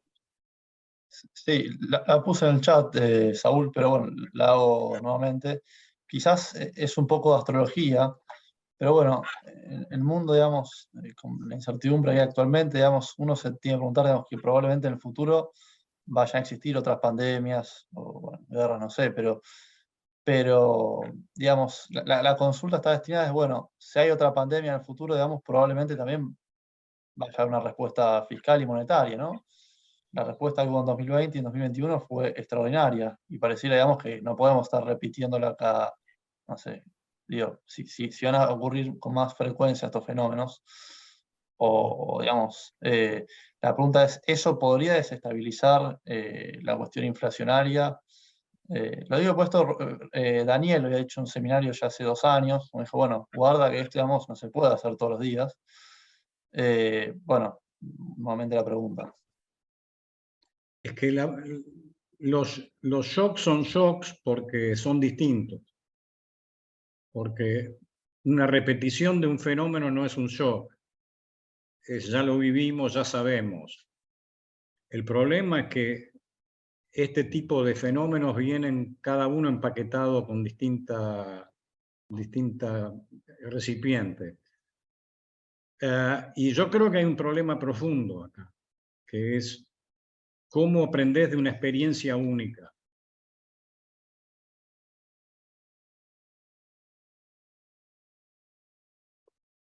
¿Hasta qué punto podés extrapolar la experiencia de un episodio en otro? En un mundo, digamos, donde la economía está cambiando de configuración y de comportamiento de manera novedosa, el problema de decisión se vuelve extremadamente complicado, ¿no es cierto? Bueno, imagínate, pero escúchame, primero que además no es solo la pandemia, ¿no? Ahora tiene un grado de incertidumbre enorme. Es una situación muy novedosa. muy novedosa. Y además está el tema del calentamiento global, que se ha cortado mucho el tiempo y hay que sumarlo, porque la sequía que tuvimos, la más importante de nuestra, no sé, de la historia, ¿no? No sé, pero dicen que es la más importante. Bueno, eso no fue casualidad, digamos. Ahora viene otra ola de calor, tenemos la epidemia de los mosquitos acá, ¿no? Digamos, pero, y allá tienen la guerra. O sea, la guerra y la nueva situación mundial que no es diferente, que es bien diferente de la que había antes de la pandemia. Fíjese todo lo que pasó en los últimos, del año 2020 para acá, son 3 años. O sea, es como, viste, veníamos, 2% de inflación, tasa de interés cero, las cryptocurrencies y qué sé yo, y de repente cayó lo que cayó, digamos, la pandemia, la guerra, y ahora, y de repente los tiempos del calentamiento interglobal también son novedosos. Y tiene razón lo que está planteando, lo que planteó eso de que es difícil aprender de una experiencia única, porque la próxima es diferente, entonces lo que te hiciste antes no sé si te sirve. Pero volvamos al gráfico. Puede ser que, si no hay más preguntas.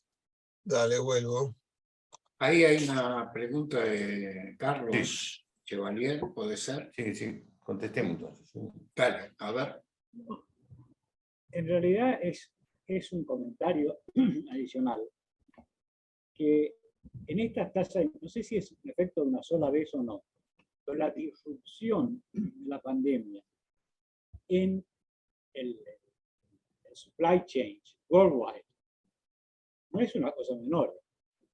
No solamente no fue menor en términos del nivel de precios de los fletes y de los productos embarcados, sino en la disrupción de las cadenas de supply chain que hizo que se metieran para adentro o se tratara de producir más localmente ciertas cosas.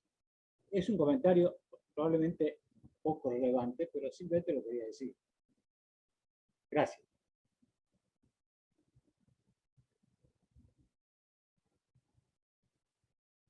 ¿Reacciones? Roberto, Daniel. Sí, digamos, eso fue un elemento seguramente muy relevante en la experiencia esta. Lo que pasa es que la manera en la cual en la próxima disrupción puede ocurrir, hoy se ha abierto el abanico de posibilidades de una manera inusual. La próxima, digamos, ¿cómo podés aprender lecciones persistentes de un fenómeno fluido? Yo creo que es una pregunta que vamos a tener que afrontar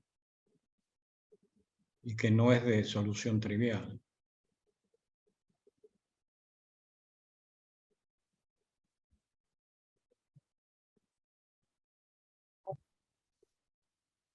Ahora, perdón, yo quiero hacer un comentario o pregunta también, ¿no? Porque, digamos, que la eurozona no permita políticas monetarias de cada participante. ¿Eso es una novedad? ¿No está desde su inicio planteado esa estructura? O sea, Por supuesto, claro. No, pero lo que por supuesto, obvio, estoy diciendo una No novedad. entendía la pregunta. A lo que voy es a lo siguiente. Estos sucesos son nuevos, o novedosos, o llamémoslo como quieran, son shocks, como quieran. Pero la estructura, hay muchas estructuras que son, no sé, antiguas, tipo de cambio fijo, no sé, antiguas, pero no es que estén mal, digamos. Esto es lo que yo quiero pensar, ¿no es cierto? Es como que uno ya sabe que hay sistemas que son flexibles y otros que son más inflexibles. A cualquier shock. Uno ya sabe que si tiene el tipo de cambio fijo y esta estructura del euro, y bueno, o tipo el patrón oro o la convertibilidad, tenés un problema con los shocks. Esto es lo que quiero decir. O sea, por un lado que es la novedad, pero por otro lado hay algo que no es tan novedoso, me parece. Sí, no, tenés problemas con los shocks asimétricos, ¿no? Porque justamente- puedo contestar a esa interesantísima pregunta. La pucha. De paso quiero hablar de este tema, porque está bien, está pasando eso, tenemos que aprender, o lo que fuere, porque ojalá haya tiempo, porque los shocks son de naturaleza diferente, los tres que hemos mencionado, la pandemia, la guerra, el cambio climático y lo que viene después. Nosotros que dejar el dengue, y lo que viene después. Pero lo que quiero decir es lo siguiente, ¿qué es lo que pasó antes? Yo escribí un paper comparando las crisis de los mercados emergentes con las crisis del euro, que está publicado en un libro que justamente editaron Daniel y Stiglitz, ¿no? Cuando se hizo la reunión de la Internacional. Asociación de Economía Internacional acá en Buenos Aires. ¿Y cuál fue el problema que se acumuló desde el lanzamiento del euro hasta el 2008? Claro, el 2008, la crisis del euro no es del 2008, es del 2010. Fue gatillada por el contagio, como se dice, de la crisis de las hipotecas, ¿no es cierto?, de la crisis americana, en la cual Alemania, el producto alemán, para dar una idea de la magnitud de lo que fue eso, cayó 6% el año 2009, ¿no es cierto? En 2009 el producto alemán cayó así. Con lo cual también fue importante eso también porque los alemanes, el centro de la Unión Europea, el Banco Central Europeo es el Bundesbank extendido, el Banco Central Alemán extendido a todos los miembros de la Unión Europea. El Banco Central Alemán es el Banco Central del Euro es el banco central más independiente del mundo y más reglado del mundo, digamos. Porque como una vez escribí hace años, es una moneda sin nación. O sea, justamente la primera vez que tenemos una moneda sin nación, una moneda fiduciaria, ¿no? Una moneda sin nación. Entonces, ¿cuál fue el problema? Digamos? Está en contra. El problema es la inflación diferencial. Ellos tienen una política, pero obvio, es una zona monetaria única. Entonces, se ha discutido cómo no es óptima desde el punto de vista de los criterios de optimalidad de una zona monetaria.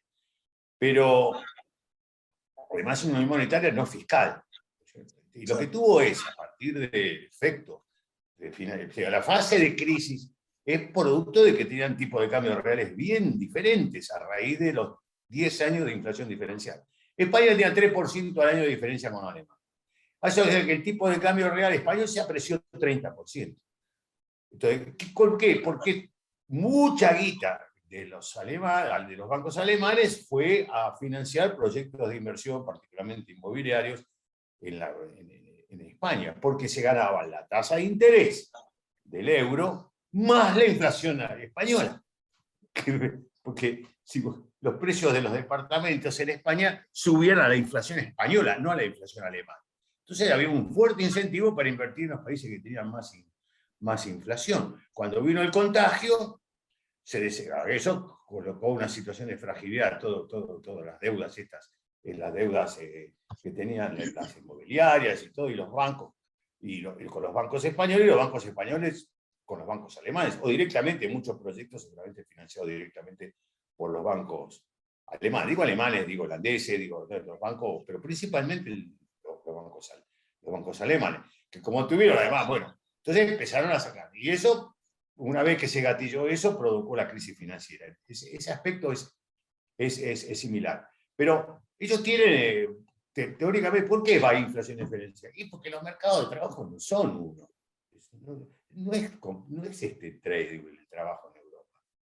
Sí, vos no podés decir un español, supongo que a niveles muy altos, yo conozco casos, ¿sí?, de formación de educación, etc. Se puede un español trabajar en Bélgica, o un francés trabajar en Alemania, etc. Pero no es general. No hay competencia en el mercado de trabajo entre países.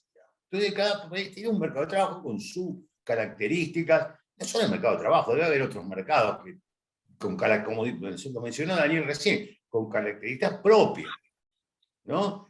Entonces, eso llevó a que los DIPSI, digamos, entraran todos en crisis cuando Y eso llevó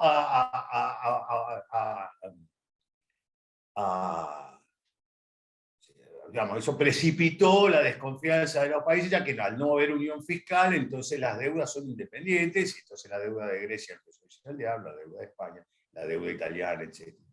Y al final, bueno, fue el whatever it takes, digamos, que al final, pero ese whatever it takes no está dentro de la lógica de las reglas de la Unión Europea, de la zona del euro, ¿no es cierto? Eso fue, digamos, un acto extremo, porque en principio la idea es que cada uno fiscalmente se la tiene que arreglar por sí mismo. Bueno, hubo la reestructuración.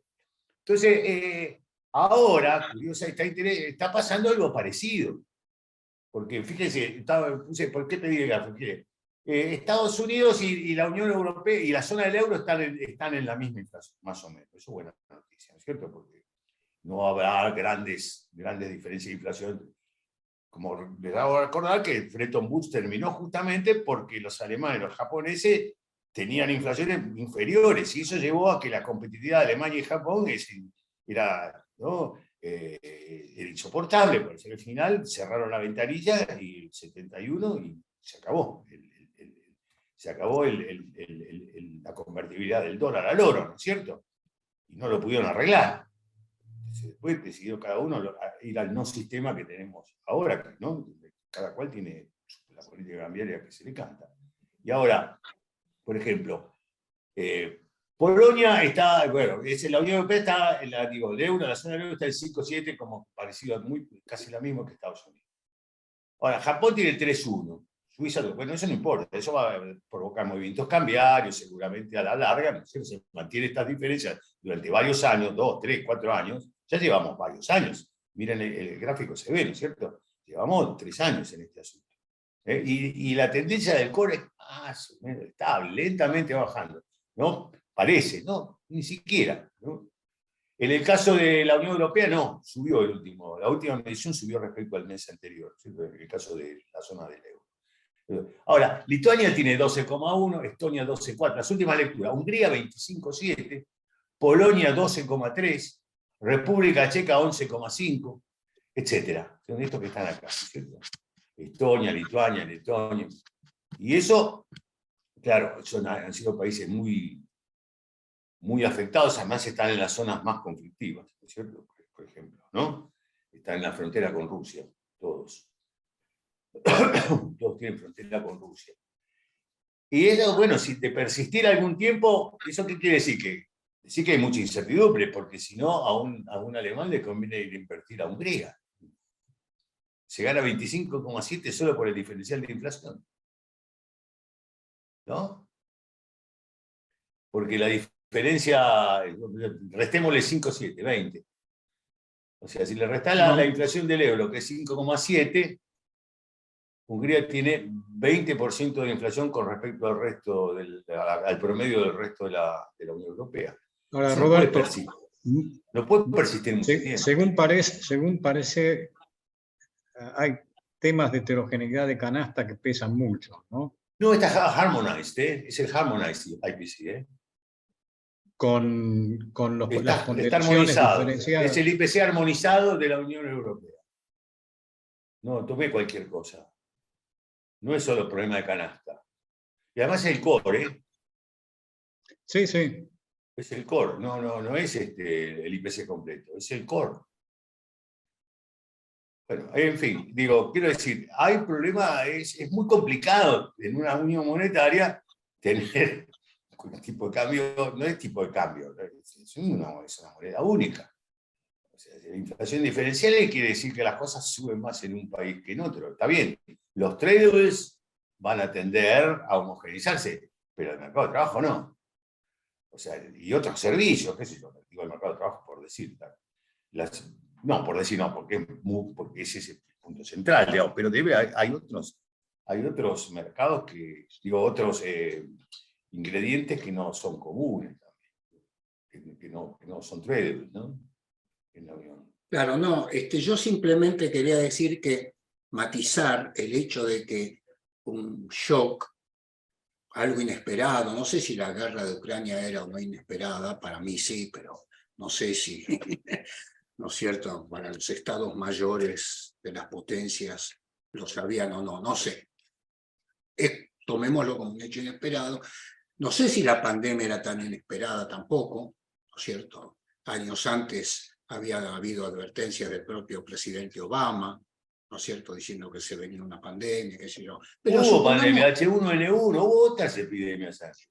No, no, Lo está que pasa es bien. que no nos acordamos, pero hubo otras epidemias de virus. No, sí, sí. La gripe aviar, la que dio en Europa, en Asia Claro, principalmente, que murió gente. claro. Por eso, pero yo lo que quiero decir es que supongamos que sea una sorpresa total.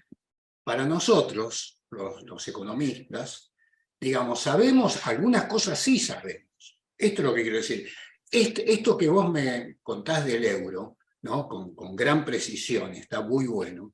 Esto ya se sabe de antes, que el euro funciona así, ¿no es cierto?, que tiene una rigidez ante shocks, justamente, como dice Daniel, ante cosas desconocidas, ¿no?, lo inesperado. Te viene un lío, la pandemia, qué sé yo, y cómo podés reaccionar. Incluso hoy mismo, ¿no es cierto?, el único instrumento que parece haber es siempre la tasa de interés. Pero al mismo tiempo, como hay una desregulación financiera, aunque la tasa de interés es negativa, sin embargo, afectó a los activos financieros, ¿no?, este lío bancario que hubo. Entonces, vos tenés también cosas que no son solo sorpresas, sino que hay un sistema, ¿no?, de funcionamiento global de las economías, y yo creo que es bastante frágil y susceptible de sufrir con los shocks estas situaciones. Esto es lo que digo, que esto sí era esperable y es esperable, ¿no es cierto? Luis, Sebastián levantó la mano. Dale, sí. Sebastián Katz, adelante. Sí, por favor, Sebastián. ¿Cómo ¿Cómo estás? te va? Hola, Hola, Seba.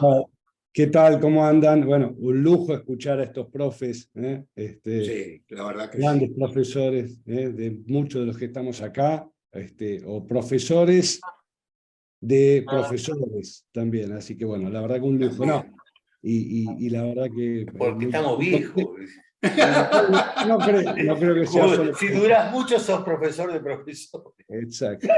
No, la pregunta que tenía un poco retomando los comentarios de Saúl del comienzo de las preguntas, asociado a los regímenes o a las combinaciones de política que posiblemente se pueden venir en el próximo periodo. Por supuesto, todo muy sujeto a incertidumbre, pero una cuestión que, digamos, vimos con bastante claridad ya desde hace un par de décadas, pero mucho más marcadamente con posterioridad a la crisis financiera global, fue, bueno, unas políticas monetarias a las que en realidad les costaba alcanzar la meta inflacionaria desde abajo, básicamente porque la economía global coqueteaba con un equilibrio, digamos, nominal muy bajo o eventualmente deflacionario, con, bueno, una tasa de interés real neutral, vixeliana, natural o como querramos llamarla, que por momentos se ubicaba, digamos, en territorio, digamos, negativo o eventualmente muy cerca del cero. Y entonces lo que estuvimos confrontando en los años previos a la pandemia fue la dificultad para reflacionar economías, ¿no? Justamente por este problema, bueno, de la trampa de liquidez, la cercanía al límite efectivo de la tasa de interés nominal, etcétera. Y la pregunta que tengo un poco para ustedes es, obviamente ahora estamos confrontando un episodio novedoso en el sentido que la sorpresa para mí principal tiene que ver con que, bueno, de golpe se configuraron las cosas como para estar en una suerte de situación de exceso de demanda o por retracción de oferta o porque las políticas de compensación se pasaron de la rosca. Entonces estamos lidiando con un episodio inflacionario, pero por supuesto con mucha incertidumbre. Muchos de los pronósticos a futuro dicen que de alguna manera vamos controlando, digamos, estos episodios porque algo, digamos, sabemos cómo reaccionar y, bueno, los bancos centrales están, digamos, comprometidos en un proceso en donde la inflación pareciera, digamos, estar en muchos casos con dificultades pegando la vuelta y no va a ser fácil, que la tasa de interés real neutral de la economía global, posiblemente por razones demográficas, de productividad, por cuestiones de distribución del ingreso, etcétera, va a volver a ubicarse posiblemente, digamos, en territorio, digamos, cercano a cero o eventualmente por momentos negativos. Y entonces la pregunta ahí es, ¿cuáles son los regímenes nominales, los regímenes de política y de combinaciones monetarias y fiscales, eventualmente, que son deseables? Porque mucha gente dice, mirá, la meta de inflación del 2% que se autoimpusieron los bancos centrales, que era compatible, digamos, bueno, con los sesgos en la medición del IPC, etcétera, pero que básicamente era compatible, digamos, con una cierta estabilidad de precios, tal vez nos está poniendo demasiado cerca de la trampa de liquidez y nos da poco espacio de política para reaccionar a shocks negativos cuando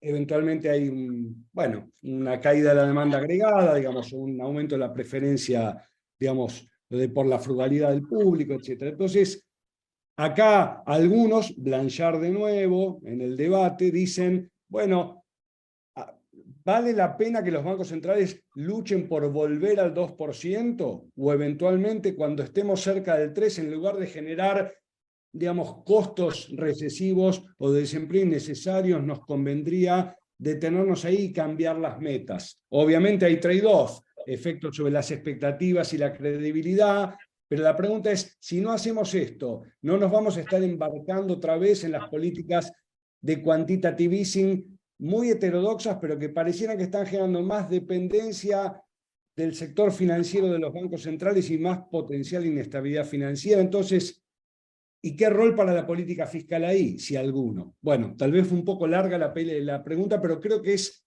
un poco la discusión sobre los marcos de política que podrían venir o no en la próxima etapa, ¿no? Oíme, Sebastián, hay una situación bastante curiosa, da la impresión, que es que el 2% se ha convertido en una especie de fetiche. En la duda nos refugiamos en lo que veníamos trayendo, 2%, y además uno, si vos lees las declaraciones de los bancos centrales, no nos van a apartar del 2% aunque vengan degollando. Y fue un accidente, el 2%. Fue un accidente. Exacto. Bueno, Stiglitz también está proponiendo un aflojamiento.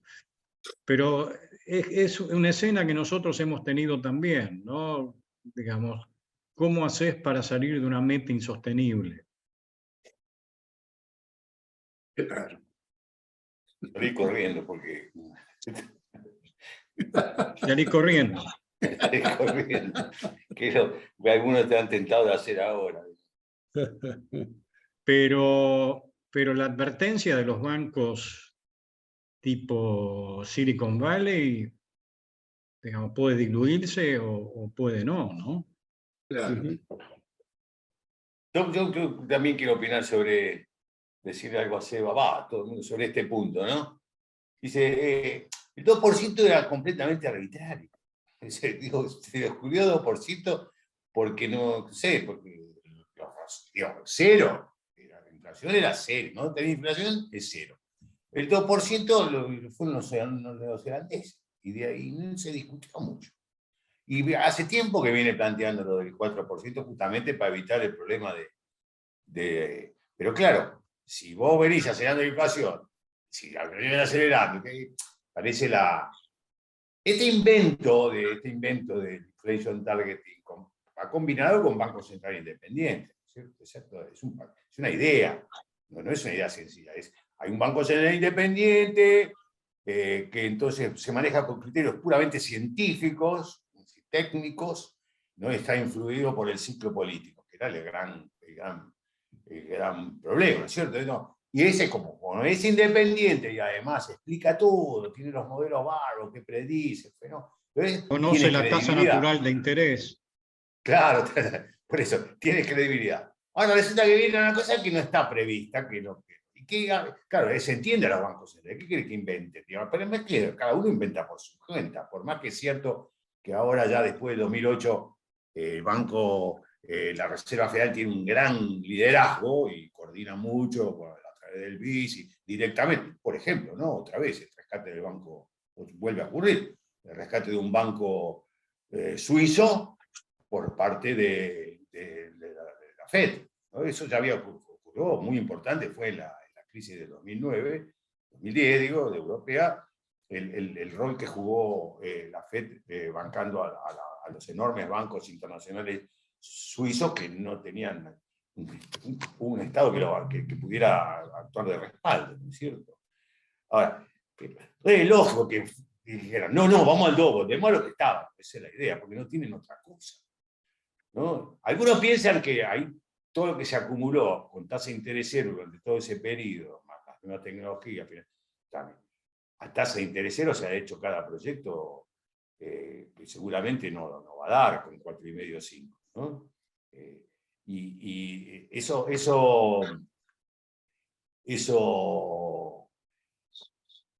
algunos piensan, Rubini, por ejemplo, piensa que se va a caer, que va a haber una bruta crisis financiera internacional, ¿no? Hay otros más optimistas, pero que están circunscritos, bueno, a las tecnológicas que ponían la plata en estos bancos, pero todavía no sabemos, digamos, no sabemos. Y el hecho de esa amenaza es lo que hizo frenar a los bancos centrales, ¿no es cierto? De parar, porque por ahora, si no, tenían que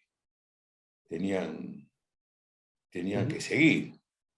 No sé por qué se me pasó algo raro también en mi pantalla. Bueno, y digo, es comprensible. Ahora, que funcione no sabemos, digamos. Es comprensible que hagan eso. ¿Qué iban a hacer? ¿Iban a inventar una cosa nueva? ¿Qué lo iba a inventar la FED? Y lo era esto lo que tenían que hacer con ese libreto. Con ese libreto que es Banco Central Independiente, Inflation Target, la meta de 2, ya lo habíamos conseguido, era estable, y ahora viene esto, y bueno, no podían inventar otra cosa tampoco, no había tiempo.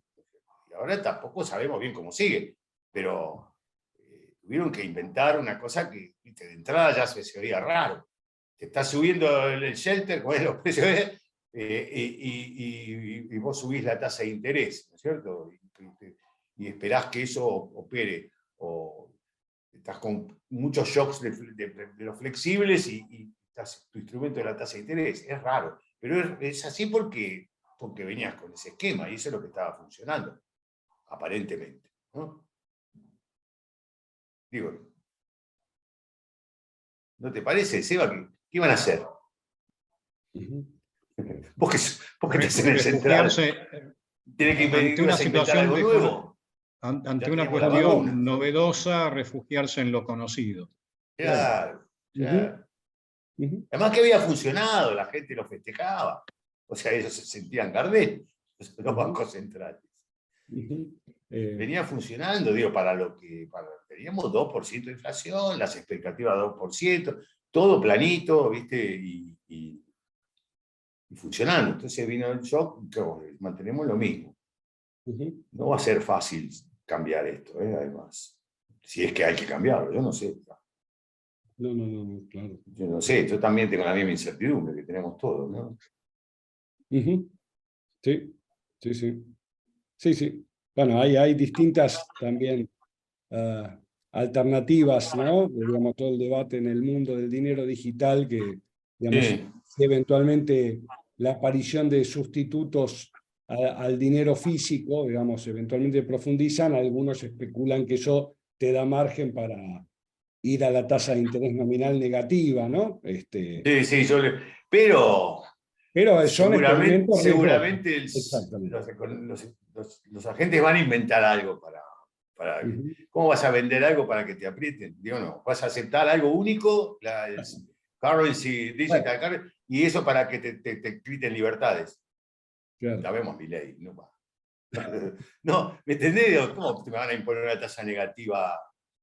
No va a ser. No va a ser, porque lo tenés que obligar a que usen solo esa moneda. ¿Y eso cómo se hace? Bueno, sería la forma de implementar el dinero a la Gesell, ¿no? Digamos, Sí, pero totalitaria. Bueno, digamos, Partidaria. Bueno, declarás el papel inviable como claro, representación del dinero. Y usaremos bolsita de saldo. exacto. Pero O perdón, vacas. O vacas. perdón, una pregunta. Si hoy eliminás el papel sin las criptomonedas o qué sé yo, ¿cuál es la diferencia? Los depósitos bancarios son digitales, no sé cuál es Sí, sí. el tema, no entiendo yo cuál es la novedad. La novedad, como me parece que dice Roberto, entre comillas, es que nuevamente quieren hacer algo parecido al patrón oro, algo independiente, ¿no es cierto?, de la soberanía. No, bueno, Bueno, justamente, pero termino eso- con esto, Sebastián. por Pero eso los como bancos dicen, Por eso los bancos centrales reaccionan por el temor a perder el control de la evolución nominal del sistema si aparecen estas potenciales competencias no soberanas. Entonces, en un mundo que se digitaliza, digamos, si vos te quedas con una tecnología, digamos, el único papel, digamos, respaldado por el Estado, el único medio de pago es un medio de pago físico y una tecnología obsoleta, te podés quedar, digamos, con poca centralidad, digamos, en el proceso de control monetario. Hay algunos, como Woodford, que piensan que no haría falta que el Banco Central emita base y simplemente podría manejar todo con la tasa de interés, pero digo, la verdad... pero nuevamente, Sebastián, pero la no, posibilidad de es un sustituir la tema, no es una nueva tecnología. La base en papel puede ser que vos tengas obligación de redescontar, podés armar 1000 cosas para que el Banco Central controle o no. Eso es otro tema. A mí me parece que el tema de volver al patrón oro, como bien dice Roberto, me parece que también se impone. Yo dije Sí, volver al o patrón sea, oro, yo no dije nada del patrón oro. ¿Por qué me decís patrón oro? No, entiendo. no, de las monedas cripto. No, tampoco. No, hay una propuesta de eliminar todo y dejar la moneda cripto, pero es para poder poner tasa de interés negativa. Bueno, Para por eso, pero ¿cómo cobrarte se... por tener la plata en el banco. Bueno, pero Sebastián, ¿cómo se impone eso? podés ¿Quién lo poner No un dejando que impuesto, circule ninguna, digamos, la única, con una ley que Bueno, dice que para no cancelar puede. deudas solo podés cancelar con cripto. O sea, con... Ok, entonces necesitas Sí, una ley. sí, pero hay Necesitas una Obvio que soberanía ley. que Sí, Luis, diga que... hay una más fácil, que es poner un impuesto a las cuentas de ahorro. Chao. Claro. Bueno, por eso, no sé cuál Sí, es la nueva totalitario. tecnología. ¿Entendés? Y el problema soberano lo tenés igual. Cuando yo comparo con el patrón oro en el sentido soberano, vos podés renunciar a tu soberanía. ¿Qué problema hay? Ahora, cuando te viene la guerra, como vino la primera, o te viene la pandemia, vas a necesitar dinero y bueno, no sé, arreglate. ¿Entendés eso? El problema para mí de la sorpresa, como decía Daniel, existe. Pero también existen experiencias, ¿no es cierto?, que ya te dijeron lo que pasó y lo que puede pasar si vos insistís en lo mismo. Sí. Me parece a mí. Luis, veamos si hay más preguntas por ahí, Dale, sí, sí. porque estamos un poquito... sí. Atrasados. No, atrasados no, digo. Comiendo una cola. Quedan 10 minutos y estaría bueno que... Bueno, por eso. sí, si alguien más quiere hacer alguna pregunta, un comentario, este es un buen momento. ¿No?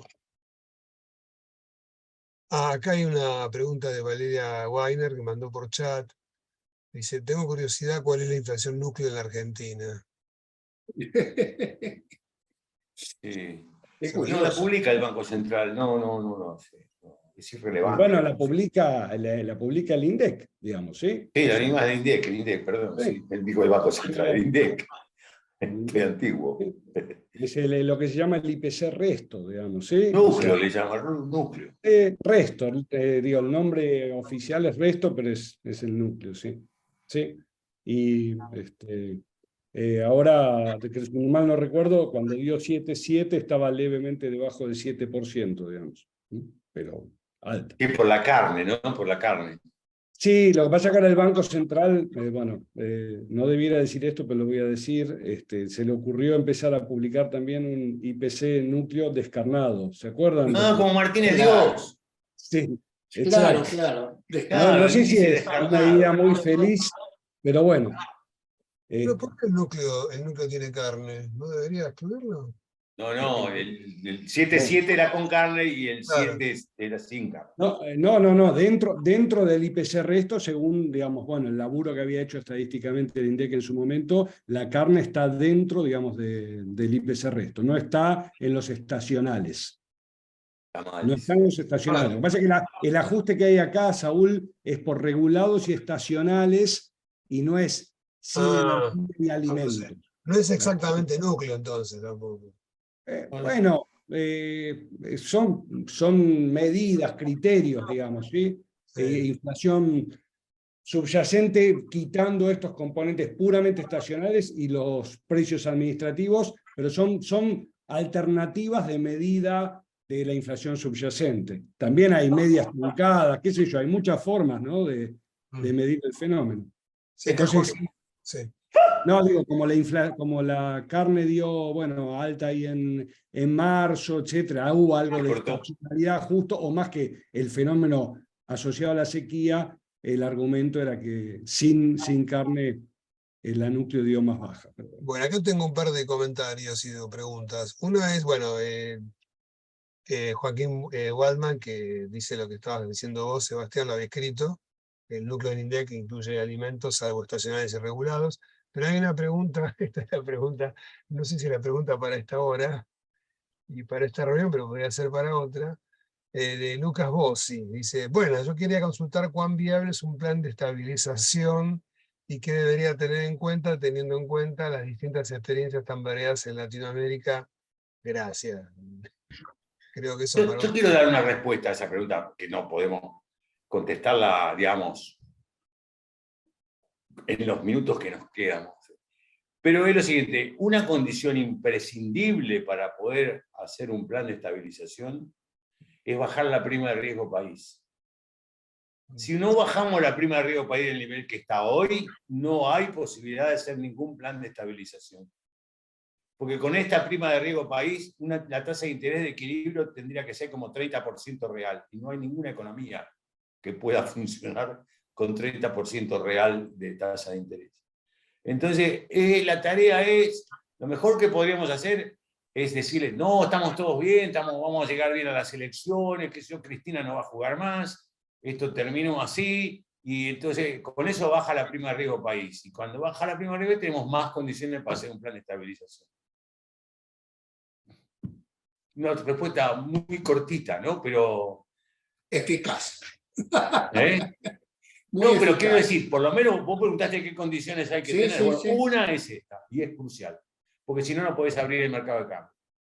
No podés liberar el acceso al mercado de cambio, porque la tasa de interés, porque para tener abierto el mercado de cambio, o sea, acceso libre a un mercado único de cambio, al MULC, requiere liberar el acceso y poner una tasa de interés que sea atractiva para alguien que quiere quedarse en pesos. Y para quedarse en pesos, si tenés los bonos que están pagando 25, 27% en dólares, entonces va a ser muy difícil que alguien que cree que le van a pagar las deudas argentinas, en lugar de ponerlo en un banco, no tenga bonos. ¿Se entiende lo que digo? Que te pagan 25% en dólares. O sea, si vos crees que te van a pagar, entonces bueno, la con esa tasa de tasa interés seguro que no podría ser crees que te van a 25%. Con esa tasa es seguro que vos sabés que no te van a pagar. Por eso, pero estamos pagando. Está performing. Yo siempre hago un ejemplo muy interesante que es divertido, que llama, uno dice tasa de interés de fundamento político, no es una tasa de interés económico, en el sentido que está reflejando la situación efectiva de ese papel. Por ejemplo, Chávez al principio tenía una situación de balance poco, extraordinaria, además poca deuda en dólares, petróleo, en fin. Y sin embargo, la prima de riesgo país de Venezuela, que estaba performing, que no había desafiado nunca, imagínate, el país petrolero, estaba alta, tenía una prima de riesgo significativa. Y te decís, ¿por qué el profesor tiene esa prima de riesgo? Y porque uno nunca sabe si Chávez no se levanta una mañana y defaultea igual, aunque no sea racional, aunque no le sirva para nada. Capaz que le sirva algún fin político a él, ¿no? Entonces, si vos ves que mucha gente dice, no, tiremos la mierda del acuerdo con el fondo, no sirve para nada, vayámosle, ¿qué querés cuál es la prima de riesgo? ¿Qué prima de riesgo país querés tener? Por más que estemos pagando la deuda, ¿no? Y se llama riesgo político, en el sentido que uno no puede, con un modelo de racionalidad, asegurar que eso es lo que va a hacer el agente que estás financiando. Claro. ¿Mm? ¿Se entiende? Digo, es como el alacrán, ¿no? Es su naturaleza. Tal cual. Sí. Y nosotros, pero es que nosotros no teníamos prestigio, reputación de defaulteador serial. No la teníamos. En 2007, marzo de 2007, fue la prima de riesgo país más baja de la historia argentina moderna, ¿no? De la globalización post-70, ¿no?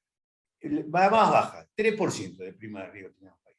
Era la más baja, era más baja en un momento que la de Brasil, que en ese momento. Y claro, justo es cuando empezaron a truchar los datos del INDEC. Y la prima de riesgo país empezó a subir después que empezaron a manipular los datos del INDEC. Entonces, hay que extirpar la enfermedad de fondo para que la prima de riesgo país baje. Bien. Recién compartió Alfredo Blanco el número de la inflación núcleo que informaba por el INDEC. 7,2, ¿no? 7,2, sí. Compartió un archivo, ahí está en el chat. Será menor que la... 7,7 que eran. Claro, porque ahí nos pegó también. Bueno, fruta, verdura y legumbre se disparó muchísimo, también por la sequía, ¿no? Claro. Tuvimos un shock sobre alimentos tremendo este verano. Tremendo, es impresionante. Tremendo. Vos, Daniel, ¿no tenés un plan de estabilización ahí guardado? Desempolva, dale, larga el plan. No, esta es peliaguda, en serio. Sí, sí. Sí, sí. Ok. Bueno. El problema es que la política económica no la hacemos los economistas. La política económica la hacen los políticos. Así que lo que importa es lo que el político cree en el momento que empieza a hacer la política de estabilización que algún economista le vende. Y entonces hay que ver a quién le vende la política de estabilización al futuro presidente.